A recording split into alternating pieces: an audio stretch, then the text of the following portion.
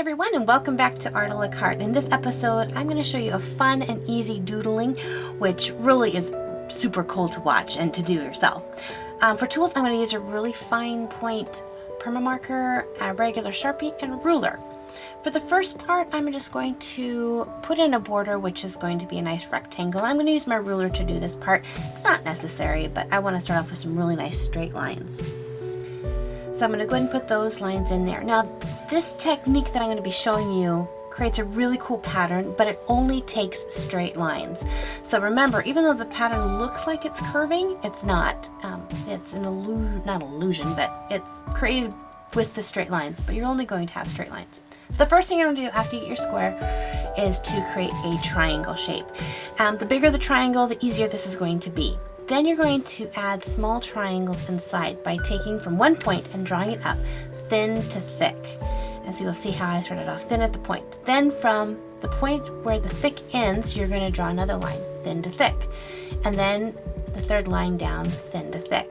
Each thin point is going to start where the end of the thick point is. And you're just going to wrap that around again. So you're just going to keep on going inside the triangle, thin to thick, thin to thick.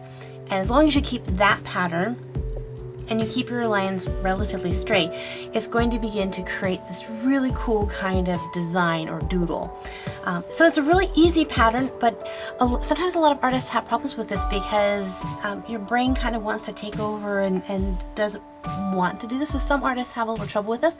I had trouble with this. I had to practice this for quite a while before I could just tell my brain, hey, thin to thick, straight line. I know it looks like it's curving, but I need to keep my lines straight. But after a while of practicing it a couple of these times, I got it. You'll know you've got it correctly when you finish a triangle and you kind of get this like 3-stairway vortex kind of heading in. After you got that done, then all you have to do is just start to create other triangles. You probably can do this with other shapes like squares or rectangles or octagons. I haven't tried it out yet with those, but I'm thinking in theory they should work. But this one I just did strictly with triangles. So you want to start off making your triangles. And it's really great if you can make them different sizes and shapes. Don't have to keep them all like the same. Have them just kind of, you know, going different directions and all that kind of stuff. Kind of really makes an interesting pattern. And you're going to see as I continue on doing this thin to thick method that as I begin to build with it, it really begins to pull out this really cool and weird pattern as you get going. The thinner and smaller you make your lines and more delicate, the more intricate your drawing is going to be. And you can play around with that. Like some you can have thicker, some you can have, you know, thinner. Some of your triangles you can have really like a really thin and long triangle. Others can be nice and fat, some can be short, some can be tall. Just play around with it. I love kind of creating different shapes, big triangles, little triangles, and just seeing what happens. And it kind of is fun because you don't really exactly know what the pattern is going to do. As you create, you're like, oh, look at that twist and that turn. And it's really, really cool. Also very time consuming. When I taught this to my art class, I told them this was kind of like PE for their art brain. You know, it was gonna test their resolve to take their time and to be patient and perseverance with it. Because if you start getting kind of sloppy with it, it kind of loses its effect, or you can goof up and do a thin to thin, or, you know, mess it up. But if you can really just keep on going with it, you're going to find this really, really, really cool doodled pattern that's super duper fun. So I'm just going to do the rest of this in super fast time lapse. This probably took me, the inking part probably took me at least an hour, and then in a little bit you'll see I start adding color to that. That probably took another hour.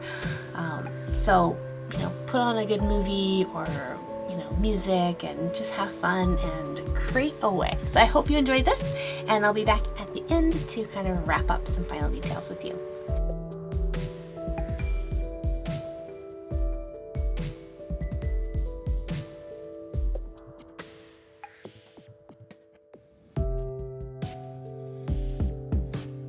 So here you can see I finish it up. It looks awesome black and white.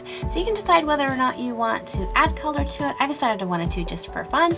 But I think it looks great even without color.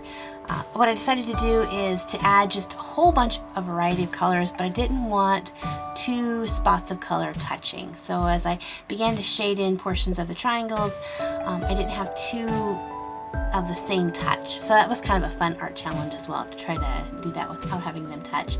And I added a lot of colors. You could pick like themed colors. Probably if I did this again, I would probably just pick maybe 4 or 5 different colors and see if I could do it. It's a lot to look at when it gets all finished. I think it's still pretty cool looking, but I think the more I work with this pattern, I think the better that it will look, and the funner it will get. The more fun it will get. Well, I hope you enjoyed this. I hope this challenges you guys to try it out. Please post those on my Facebook page if you do one of these. And yeah, check out some of these other videos if you have any questions about doodling or anything like that. And until next time, God bless you guys, and we'll see you later. Bye-bye.